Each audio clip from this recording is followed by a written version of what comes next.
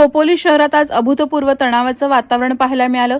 शिंदे सेनेचे नेते मंगेश काळुखे यांच्यासोबत घडलेल्या अघटित घटनेनंतर शहरातील राजकीय आणि सामाजिक वातावरण कमालीचं तापलंय. या पार्श्वभूमीवर खोपोली पोलीस ठाण्यासमोर महिलांनी मोठ्या संख्येनं एकत्र येत ठिय्या आंदोलन सुरू केलं होतं. आरोपीला तात्काळ पकडा आणि आमच्या हवाली करा अशी ठाम आणि आक्रमक मागणी आंदोलक महिलांकडून करण्यात येत होती. या आंदोलनात शिवसैनिक तसंच सेना पदाधिकारी मोठ्या संख्येनं सहभागी झाले होते. आंदोलकांकडून या प्रकरणात राष्ट्रवादीचा हातभार असल्याचा आरोप करत कोणत्याही राष्ट्रवादीच्या कार्यकर्त्यांना घटनास्थळी थांबू देऊ नका असं आवाहन पोलिसांना करण्यात आलं.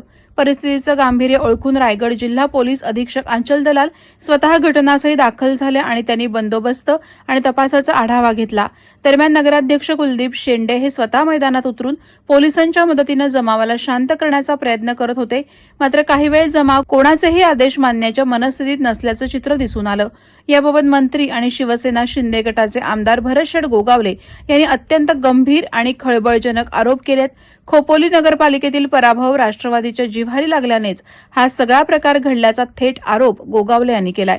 खोपोलीतील पराभव राष्ट्रवादीला सहन झाला नाही, त्यामुळेच हा सगळा खेळ रचण्यात आला असावा असं म्हणत गोगावले यांनी या घटनेचा तीव्र निषेध केला. अत्यंत दुःख होतंय, कारण निवडणूकचा निकाल 21 तारखेला लागतोय काय आणि 1 आठवड्यामध्येच तिच्या पतीची हत्या होते काय, हे दुर्दैवी बाब आहे.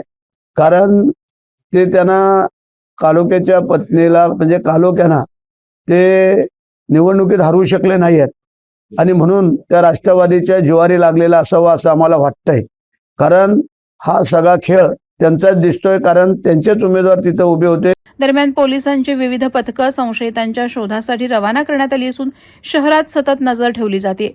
खोपोलीत सध्या तणावपूर्ण शांतता असून पुढील काही तास अत्यंत निर्णायक मानले जात आहेत. सुरक्षेच्या कारणास्तव शहरात अतिरिक्त पोलीस फौजफाटा तैनात करण्यात आलाय. खोपोली, खालापूर, कर्जत आणि रसायनी पोलीस ठाण्यांची पथकं सतर्क ठेवण्यात आली आहेत. वादळवारा लाईव्हसाठी न्यूज ब्युरो, खोपोली. नवी मुंबई व रायगड जिल्ह्यातील ताज्या बातम्या आणि घडामोडींसाठी सबस्क्राईब करा वादळवारा लाईव्ह चॅनल आणि दाबा बेल आयकॉन.